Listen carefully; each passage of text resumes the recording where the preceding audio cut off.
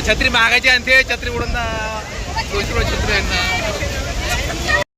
पहा गर्दी किती येतं हाय, गर्दी पहा किती आहे तो. चला पाण्यात पोहा, जरा पोहा पण गर्दी केली. गर्दी दाखवू काय, पहा गर्दी कसं काय. मोठ्या महादेवाची यात्रा आहे काय, बम गर्दी भरली. म्हणून मी तुम्ही